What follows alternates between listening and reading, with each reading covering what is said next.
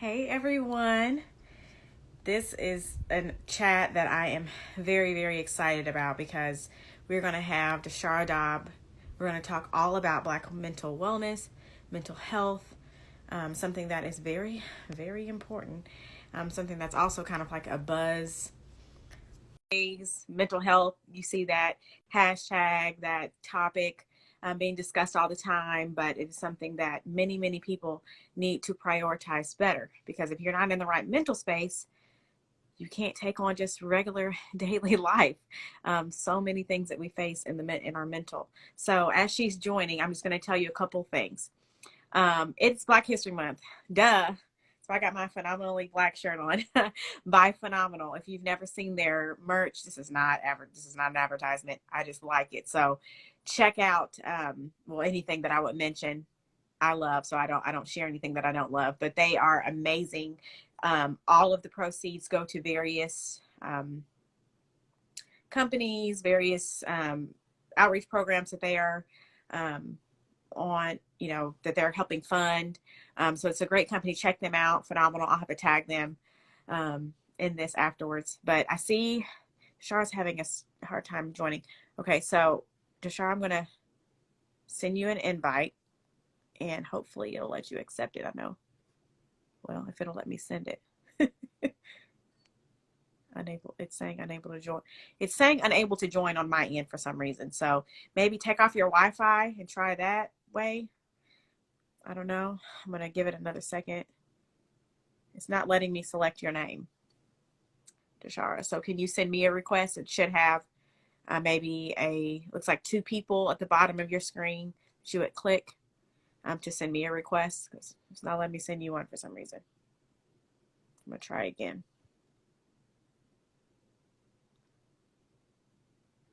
Okay, I'm sending you a request again. Hopefully it'll pop up. Okay, but all throughout Black History Month, I've been sharing different Black history facts every single day. I've been doing research. I've been reading lots of books. I'm just trying to see if I have one around me.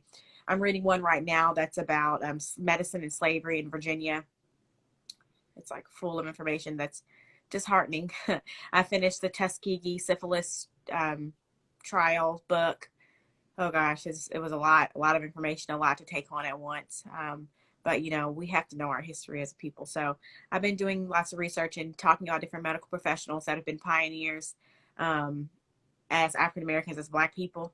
And the person that I am emphasizing today or focusing on is Marilyn Hughes Gaston.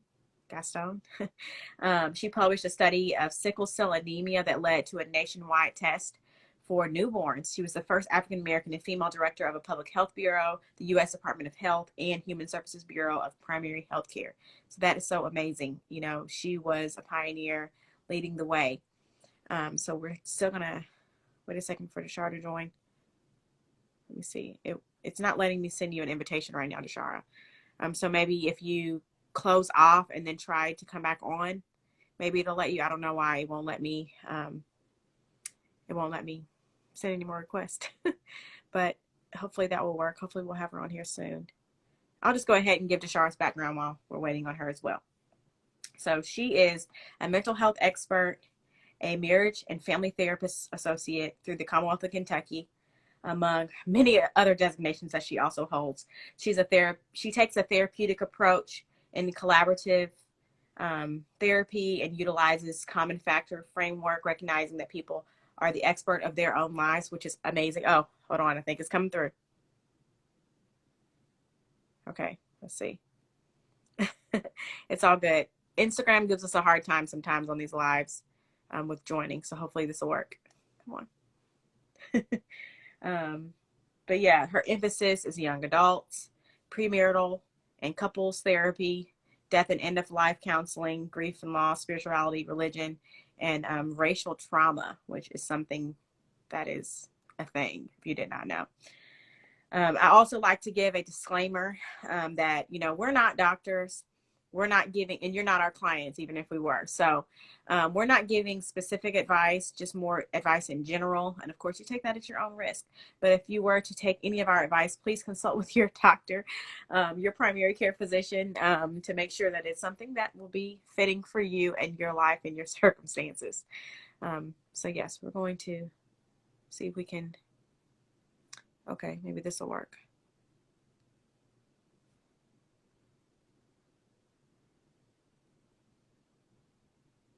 Hopefully. If not, I guess we will have to reschedule or something. Yeah, it's not showing me that you sent a request.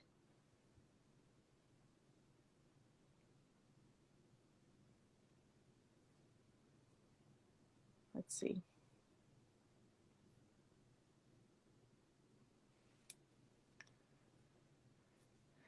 Hey.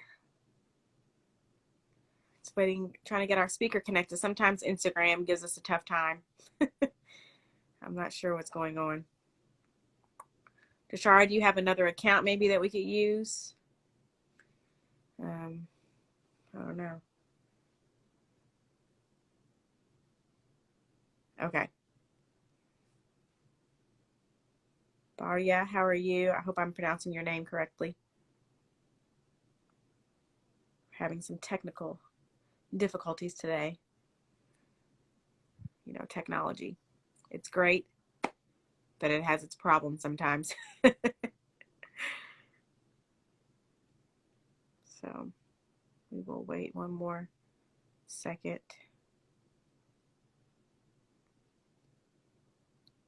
If this doesn't work, DeShara, I'm going to go off this live and restart.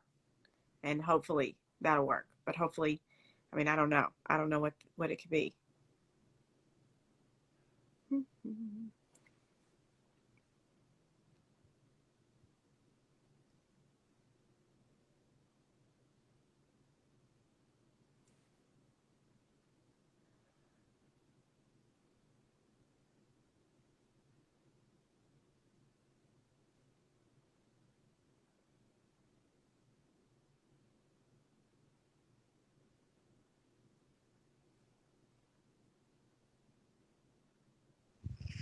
Oh, thank God. It worked that time. Listen, listen, I'm on time, everybody. It's just Instagram trying to make me late today. It is. It's all Instagram's fault. So blame those Instagram people. Well, yes, I'm so glad to have you on here. I introduced you. I gave our little Black History fact. So let's get into this. I'm so excited to have you on here, DeShara. So, Oh my God. Thank you so much for the invitation. I'm so excited, and absolutely. happy Black History Month to you and the followers. And I did a little African print for you on Thank you. today just to celebrate. It's much appreciated. Yes. So why don't you tell our viewers and those that'll watch the replay a little bit more about yourself? You know, I told that you have many designations. Congrats to you for that, and more to come. And Yeah. that you do marriage and family counseling, therapy. But yeah, and all of your different specialties: young adults, premarital and couples, death and end of life, grief and loss, spirituality, religion, racial trauma, which is huge. So why don't you just tell those that are watching and that will watch more about yourself? Sure. So, hello again, everybody. I think Victoria did a really good job summarizing me a little bit, but I am a proud social worker as well as marriage and family therapy associate. I am out of Kentucky. Um, I've had many different experiences. I have a certificate in Black church studies. I have um, I'm a certified facilitator for Prepare and Enrich, which is a premarital and couples counseling curriculum. Many different things that I've done over the years to really be able to hone in specifically on clients of color when it comes to the way in which our cultures handle individuals, couples, and families. Many different experiences. I've been a hospital chaplain, so I've dealt a lot with grief and loss. I've also had a lot of experiences, unfortunately, with trauma, specifically with women and families. unfortunately, the assaults of people physically. I wanted to be careful and mindful of those who are watching, so I don't want to use triggering words for you all, but I've just had a myriad of experiences that I've been really grateful for, and that has really been helpful for me when it comes to the clients that I serve. So I guess that's a little in a nutshell, but I have a lot of little hats that I have. Yeah, and I mean, there's nothing better than someone. It's unfortunate to go through those things, but to be able to speak from more conviction because you've been through, at least to some degree, what that person is facing, so you can truly empathize with them. That's. I mean, it's good. Unfortunately, what do we say? God will turn Sure. the bad into good. It works out on our behalf. So that's good. Okay, so why did you go into mental health? I know you have a background in social work as well. What made you choose that route? Well, you know what? I always tell people when they ask me this question that I feel like mental health chose me, because it was really something that I never thought that I would do. I actually had a desire to be in broadcasting initially. So this is like a complete 180 from that. But I would say I was going through a very difficult time in my life. Oh my God, I can't remember how many years ago at this point, but it was several years ago, where I was really reflecting on, what did I want to do with my life? What did I want to have as not only a career, but a calling? And so, I felt like I kind of hopped on an opportunity that I never knew would even land to this. But I was presented an opportunity to go to school to study marriage and family therapy, which again, I had never had really positive experiences with therapists to begin with. And so I thought that was a very kind of interesting thing, but I leaned into it because I felt like at that time I was really searching for my call. And I was like, sometimes when you're searching for your call, it's always that thing that you're uncomfortable with. So I definitely jumped in scared in that regard. And I think that over time, it really allowed for me to really look at what were some things within like my family dynamic that could have been benefited from having someone really nurturing our whole self, not just the spiritual aspect with going to church, not just the physical aspect with, remaining active, but that mental piece that seemed to always be forgotten in a way. And so I think that over time, it was something that I really had a lot of passion for, especially when I start seeing clients. And so I think that I think it chose me, and I'm kind of glad it did. But yeah, that was kind of my introduction within mental health. Yeah, it's important to do what you love, because if there's any other type of um, motivation, then it's really not going to stick. A lot of people Absolutely. do stuff just for money, or and you need money. Okay, you have to pay bills. The water company or whoever doesn't care if you are passionate about your job, but you can't pay them. For sure. It's not going to pay, but it's what keeps you going. That's awesome. So, um, tell me how you have seen the mental health of Black people, and specifically as a whole, change in the past year or so. Like maybe from, I know that's like a whole thing to even, but I had to ask. Have you seen anything with your clients? I'm sure, or just whatever. Sure. So I'm going to make a very conscious effort to keep this strong, not long response.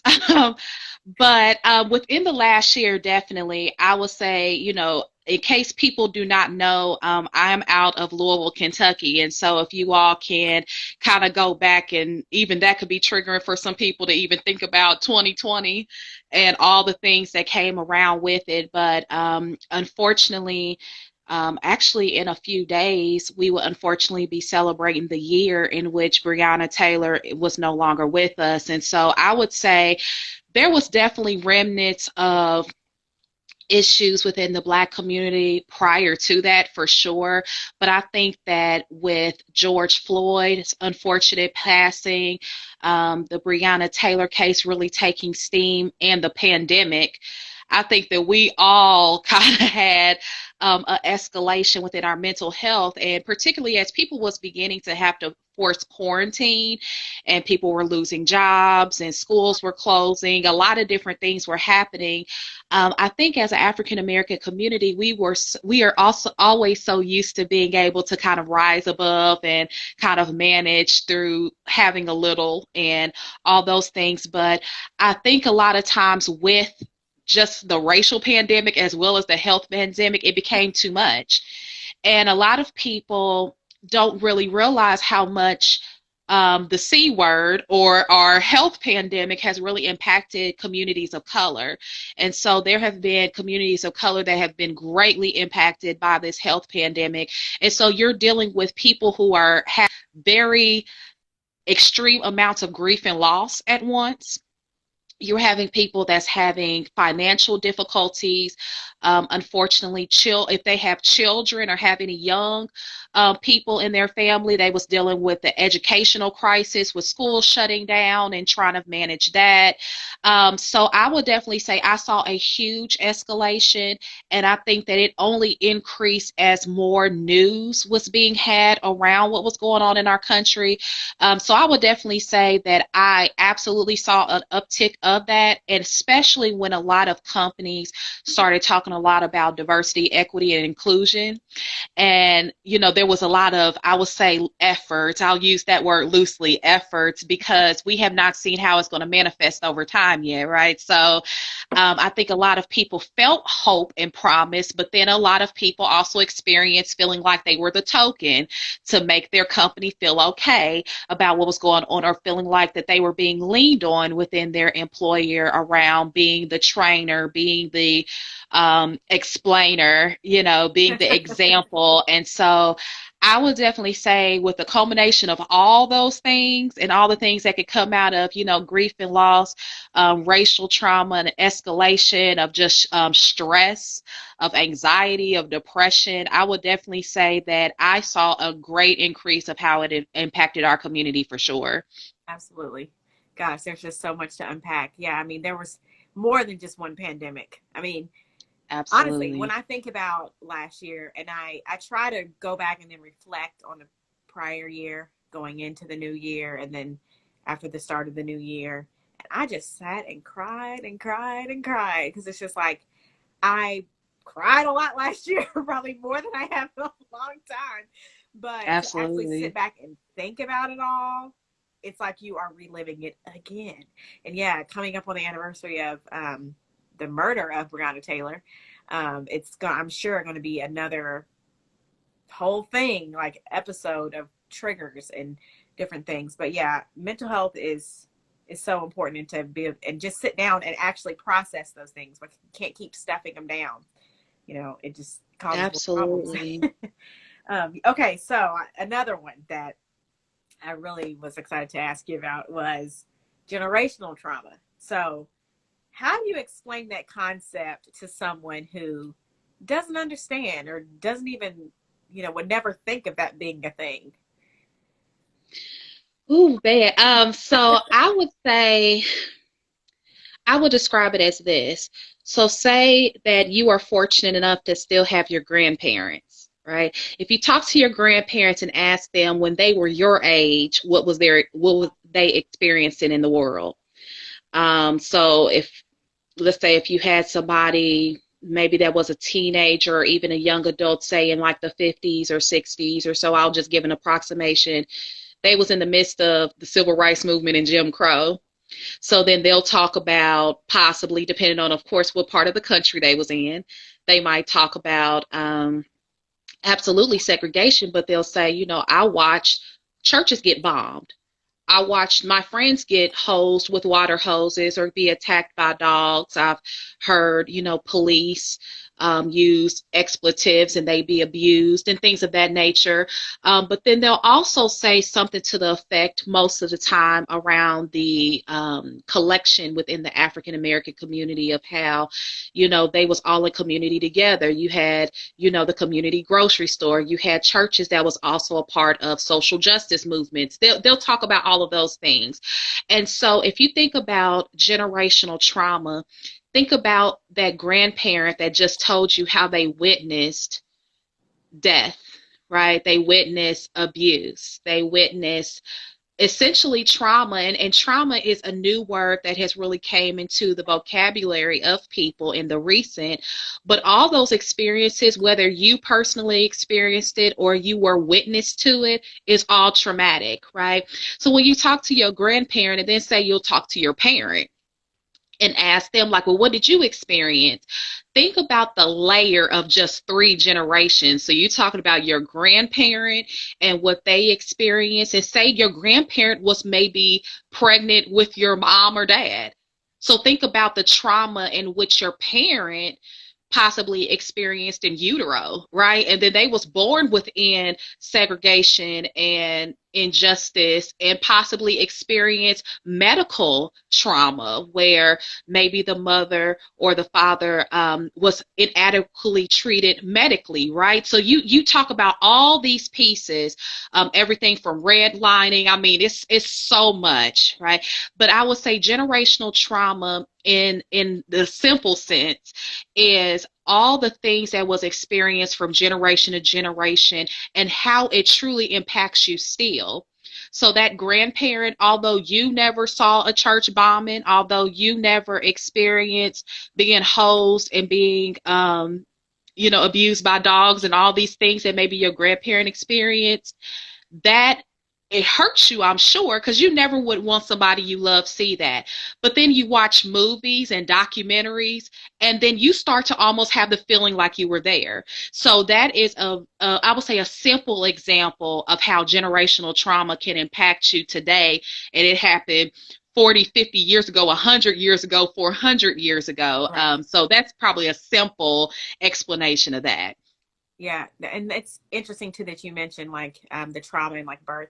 So I have a friend also named Victoria actually who is a nutritionist, and she focuses a lot on autoimmune disease. But I'll say all of that, I guess, to say that because it really doesn't have anything to do with it. But she talked about like childbirth and like the trauma that you can experience in childbirth and how that actually can impact the child and cause trauma for them, although they're an infant and they don't know. I mean, they don't know anything about when they were born, but there are things that are underlying that can cause just the way they perceive things or the way that they react to different things, and that going all the way back. That's really interesting that is a type of like I had no idea that was like a thing, but it really is. Absolutely. Yeah, that's crazy. Absolutely. I mean, think about the DNA part. Think about if anybody has had experiences with any type of like medical conditions, if you've had history of different health ailments within your family, all that goes through the DNA, right? So even if the child has never personally, say, maybe had a bad diet, but they could Right. be born with diabetes or Mm-hmm. be born with, some other type of ailment. So think of it that way too. Even mentally, there are certain issues that can be passed down from generation to generation, not only with your physical health, but also your mental health too. Mm, man. So then, I mean, that kind of goes into the next thing of how mental health sometimes can be like a taboo subject within the Black community. I mean, how can we start to fix that? I mean, I know we can't like Um, fix it all from this IG live conversation. oh, for sure. I mean, I'm hoping it's a step, right? Yeah. I hope it is a way of kind of getting it out. So I have a couple of theories, and again, I'm just speaking for myself. I'm sure some other mental health providers probably have some other ideas, but one of the things that have been very hallmark in our community, and I'll talk specifically generationally, has been the church.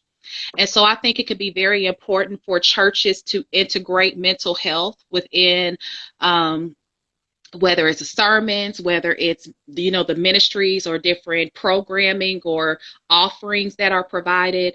I just actually had integration between mental health and religion actually last week. So we had a church member who unfortunately passed unexpectedly, and the minister really felt like it was important to bring in the conversation around grief and loss in the sense of counseling.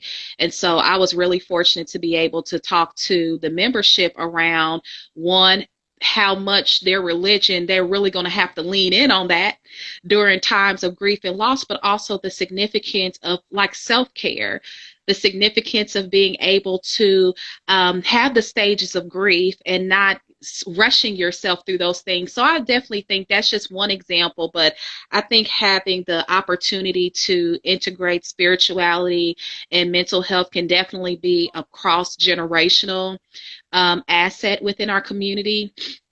I think another thing too is having more providers of color.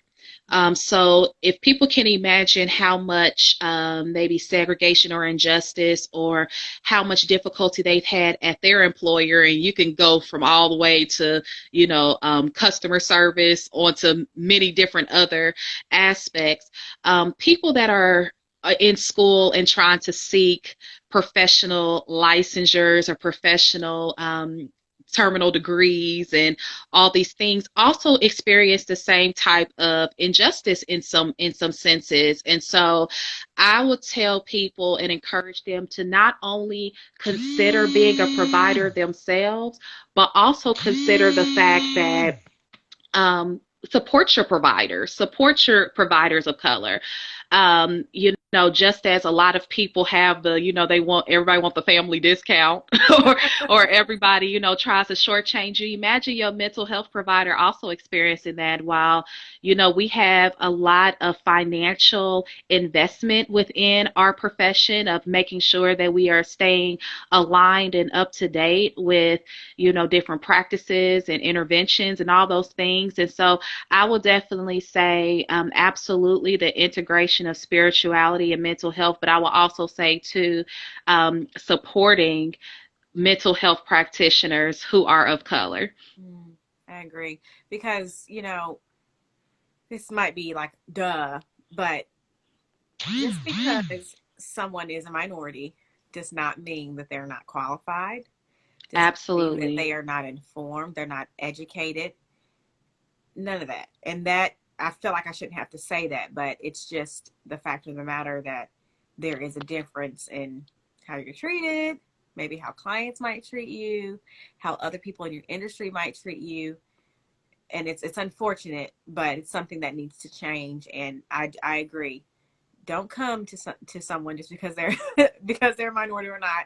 Remove the blinders. Try to remove the blinders, and expect to pay what they are worth. you know it's funny you mentioned that, because Arnold and I were watching an episode of Blackish and I love that they talk about the different things that are going on, but put like a kind of like a comedic spin on it or something, but it's just true. They were actually talking about this with Rainbow, I think, being a doctor, and just different things she was facing as a doctor compared to those that she worked with, and all of that. And it's unfortunate, but it does happen. But I want to ask you a question also about, the religion aspect of integrating mental health. Is that something that has been like a practice historically, like with things that you study, that mental health providers and people in the church kind of worked together or something? That's interesting you're bringing that up. And again, I'm going to try to keep this really condensed because this could But I'm be a interested to whole hear. conversation. But I would say from my research and experiences, it's absolutely been something very separate. Okay. Right. So a lot of people, particularly that's in the spiritual community, will rely on their spirituality to heal them. Right. So a lot of times when the access to mental health really became a thing within, communities of color, a lot of faith institutions, not all, but some, almost made people believe that they had to choose one or the other. Like if you chose seeking, mental health professional, you might not be relying on God. You might not be believing that God can heal you, so it is a interesting kind of connection now, and I'm really grateful because we have a lot of pastoral counselors now that has the ability to have a bit of integration. You do have more churches that are understanding the significances of mental health, and they're even having counseling ministries, and have the abilities to maybe do groups and things like that. So I would say historically, and I probably will estimate maybe in the last, I'll say maybe 20 or 30 years or so. And even now, depending on some denominations, it is still a taboo topic. But I would say that I will find now, at least in my experience, more people of faith being open to having conversations around mental health and all the things that are meaning forward. But yeah, it is definitely still a learning curve with that, with communities for sure. Okay. Yeah. I mean, I could see that because, of course, and I know, I believe, and I've seen it in my own life, ways that I've been healed without, I guess, seeking a professional for certain things. But that doesn't mean that people like you can't also bring healing in these conversations, and it's definitely needed. So that's kind of a tricky one. So another question I have for you are, what are some misconceptions that you hear about mental health that you want to set the record straight on? Who my? Okay. um, I would definitely say one big one is that you are you have to have a problem, like a major emergency mental health problem, in order to see a mental health provider. Okay. That's not necessarily true. Actually, I always encourage people, yes, absolutely, talk to a mental health professional when you are in crises, but actually talk to them when you're not in crises. Because you can be able to address things that might not be in the forefront of the issue that you are experiencing. I would say that's definitely one. This one actually could be a whole different conversation, but I will definitely summarize it. But the idea of people taking medication for mental health concerns, that is a huge taboo. A lot of people have their feelings around um, getting assistance, I'll call it. So whether it's in a holistic fashion, whether you're going to like psychiatry or some type of actual MD medical provider to get a prescription and things like that, there are some mental health concerns that does require some type of intervention other than talk therapy. Right. So a lot of people, I call talk therapy like the traditional going to see a counselor and you kind of just engaging in conversation with them. There's many other different types of interventions, but a lot of mental health issues, specifically ones that are more severe, does require other types of interventions, and sometimes that does include medication, because a lot of times it's all about what's in our brain, right? So as I mentioned earlier, around in utero, before you was born, there might have been traumas and experiences, things within your DNA that might have made things a little more complicated for you, right? A lot of people are not born with, every faculty or every ability to be able to navigate specific things. And so sometimes it is necessary for people to maybe get medication, and it doesn't always have to be permanent. It can be a temporary thing to be able to, again, train your brain to do something different. And so I would definitely say that's a huge taboo, but something I definitely encourage people to consider, specifically when a provider recommends that possibly being an option for you. Just definitely being open to it. And of course, there are always, other methods. It might not always be medication. You could have other holistic methodologies and things like that, depending on, what your desire is, and even your cultural preference. Um, I would definitely say too, one that you hit the nail on the head on is mental health providers of color is absolutely educated, absolutely trained, and ready to be of service to you. And a lot of times, I think that just people of color in general, when you're in a profession, you are always going above and beyond, right? So you'll do the most training, the most research, even study the hardest, get involved with more organizations to be more equipped because unfortunately, a lot of people perceive that if you are a person of color, that you don't have a lot of like the business sense, as you mentioned, or don't have the credentials or the qualifications. And so, one of the things I would definitely say as well is, we are qualified, we are trained, we are equipped to help you. And I think the beauty of having a person of color is they can have an understanding of your culture. There are things that you can talk about with a clinician of color that you might not be able to talk to with a non-person of color. You could say, man, that gets me tight.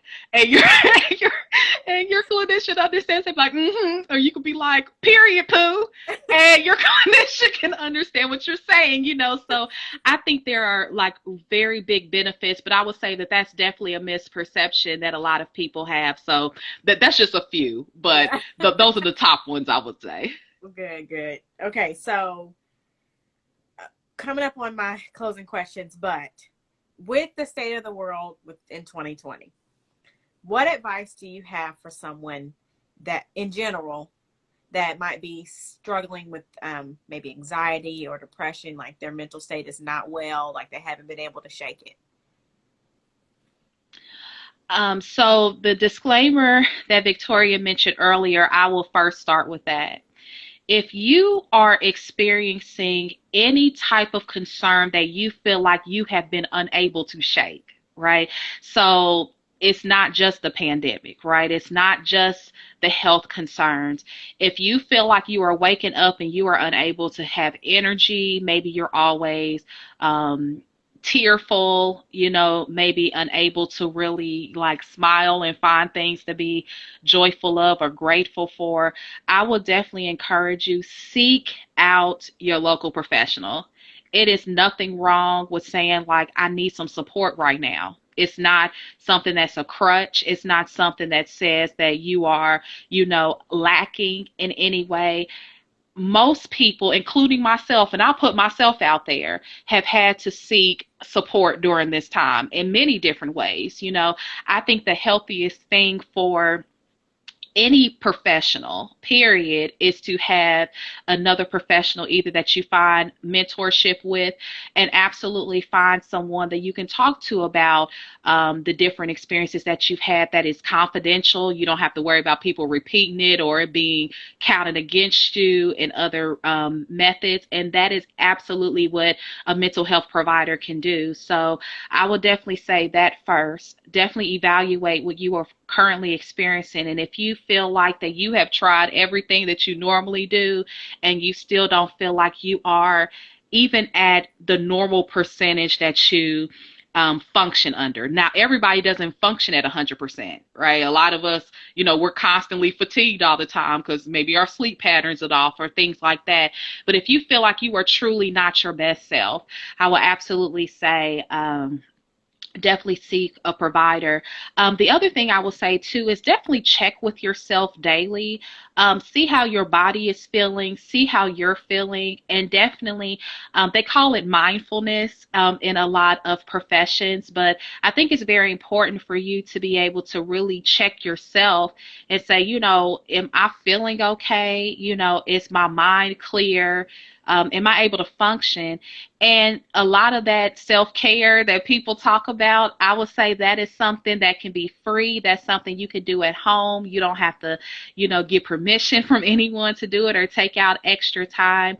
Definitely doing things that heal you, soothe you, bring you joy, relax you, making sure that you get at least one of those things every day, especially if you find yourself having a lot of I would say symptoms of anxiety or symptoms of depression.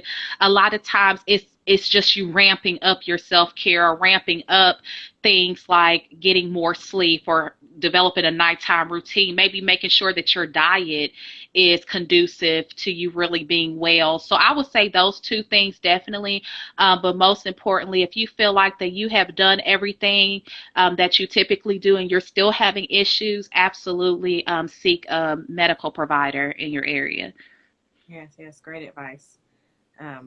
there's nothing wrong with needing help from someone else. I think, like you said, just to kind of echo that, people feel like, you know, it's like the worst thing ever if they can't handle it themselves. Especially someone who is used to doing for themselves, or maybe you're a mom or something and you got a lot going on and your family and you're the go-to, or whatever, a businesswoman, businessman, and you feel all this weight. There's nothing wrong with getting help. It doesn't make you lesser of a person or anything by any means. It's better for you to get the help that you need so that you can better serve those and clear your mind and everything. So I think there's a lot of people that just feel like they can't get that because I'm weak. Now I'm weak if that's not true. Mm-hmm. It's such a lie. So kind of in the same vein, what advice do you have for someone that's wanting to start the journey of healing their mental health? But I guess you kind of answer that with like the self-care, and I don't know if you have anything to add to that. Maybe someone who's Um, sure. So if there are people that are desiring to maybe determine what are their self-care practices, or what are things that they individually, is healing for them or joyful for them, I would encourage people to maybe journal or maybe write some things down. Um, One thing I will say is, prior to the pandemic, many people were too busy to do the things that they enjoy, right? yeah. And I think that if it's anything I can say, or if I can even put into words or even put in the sentence when it comes to the pandemic, something that was like a blessing or something that was fortunate, is a lot of people have had to slow down. And so it's forced people to really lean into things that maybe they had on their to-do list, and it constantly was running week to week to week on another to-do list. And so I would tell people to sit down, write down the things that you used to do that brought you joy, that maybe you have forgotten about, maybe things that you haven't had time for, maybe the things that you found excuses not to do. Now, I will say that many of us can absolutely have the resources and times to do things, but because we are so used to, like, we have like this, they people call it the superwoman syndrome, but I call it, like, you feel like you're Atlas, like you have the whole world, like you just having it like on your shoulders. And a lot of people think like, oh, I can't afford it, or I don't have time for it. Sit down and really evaluate what those things are. And it might be something like, I've been wanting to learn how to crochet all these years, and maybe I can get on YouTube and figure it out and, pick that back up. Or maybe it's something as easy as, I've really been wanting to do something physical. I've been wanting to get back in touch with, my physical health. Maybe you gained some quarantine weight. I know I'm talking to somebody. I'm talking to myself. That's fine. So Send it me a might be message. like, right? It might be taking a few extra minutes a day of, like, maybe getting something physical, whether it's a yoga practice, whether it's doing some jumping jacks, turn on some music and dance around, whatever you have to do, right? And so I would definitely encourage people, just sit down and think about what are the things that you've been enjoying. I'll give you some examples. For me, it's cooking. I used to love to cook. And when I started getting super duper busy, I found myself more and more going out to eat. And so now that I've had to slow down, I'm actually like cooking stuff that I'm like, oh my God, this is so good. This is better than takeout. Yeah. And so that's been something for me that has really like allowed for me to get in touch with something that I haven't been able to do in years, right? So I will encourage people to do that, and don't don't think of it as I can't do it. Just write it down and pick one of those things to be able to incorporate. I just think that it's a whole mindset change, honestly, because a lot of people are so accustomed to caring for others before they care for themselves. And subsequently, everything that they want to do for self kind of be put on the back burner, and people feel guilty about it. And so that's what I would say for people is definitely think about what are some things that you have really enjoyed, and really designate some time for it, whether it's once everybody go to bed, you can do it, maybe waking up a little bit in the morning, or maybe like telling your family like, hey, this 30 minutes, this is my time, and go ahead and implement it. But it's important and you're worth it for sure. Absolutely. Oh my gosh. Well, thank you so much, DeShara. But before we go, I like to always Yes. like a fun fact. So what is your fun fact? Oh my gosh. Okay. So I think the people that know me really well know this, but this is going to be just a fun fact for everybody else. But I love to travel. I love it. Like that has been something that has made me so sad Oh, during this time, but I love to travel and not just travel. I love to go places and engage in the culture. Like force myself not to bring my American ideals to somebody else's culture. So, like for example, if I go to Jamaica, I want to eat where the locals eat. yeah. I want to like go to the dance halls. I want to like experience it and do it carefree and do it unapologetically. So that is something that I have enjoyed. And I can even do it in the States too. Like I'll go to Atlanta Yeah. and I'll be like, okay, let me go to Cascade and I want to skate, or I want to go to, like just do things like locals do. And so that is like a fun fact, and hopefully it won't be a fun fact anymore. It'll actually be a real thing sooner or later. But Yeah. that is just something that brings me joy and something that is self care for me too. Yeah. So where do you want to go next? You know? I had a trip planned for the Dominican Republic that I had to cancel. And so hopefully maybe I can reschedule that or can go somewhere new. I've had a couple of things that I've been watching that I'm like, ooh, I like that too. So I would definitely say it will be like an island. Yeah, yeah, that's yes, I agree. That's travel is amazing, and oh God, this Yes, everything is warmth and so water. Warmth and water. That's all I want. someday soon we'll be able to get out of here. Right, But yes, right. oh my gosh, thank you so much. That was so good. Of Uh, course. what? How can people stay in touch with you? Like if they want more information, of course I'm going to put like your website and everything in the video in this box of the description box. But yeah, how can they stay in touch with you? Absolutely. So my company is Vision of Promise LLC. So you're more than welcome to follow us. We are on Facebook, Instagram, LinkedIn, and we have a YouTube where we have videos, short videos about pretty much any type of topic that you can think of. Awesome. That can be something maybe that you can sit down and share with your family if there's things that you have concerns with and maybe you're not ready to talk to someone. You can definitely follow us on there. Also, my name, DeShara Doub. You can follow me as well. I'm on Facebook. Let's see, I'm on LinkedIn and I'm on YouTube as well. I do speaking engagements. So if you all want me to like maybe speak to a small group of you, maybe your family, as you all are kind of thinking of things, and it could be something as simple as end of life planning. I mean, we don't talk about that very much as a community, or it can be like, maybe during this quarantine time, y'all realize there might be some family things you need to address, whatever that is. I am more than happy and honored to serve you all. So definitely my website, www.thevisionofpromise.com, has all my information on there as well. So definitely if you're a social media person, you can follow me on social media. If you just want a myriad of information, definitely visit my website. Awesome. Well, thank you. And I will link those in your YouTube and everything on this video description as soon as we get off here. But you have a great day. And Absolutely. yeah, y'all have a great Monday. Thank you for joining us for your weekly wellness dose. Of course, we'll be back next week at 3 p.m. I have some amazing speakers lined up for March. So tune in and we will see you later. Bye.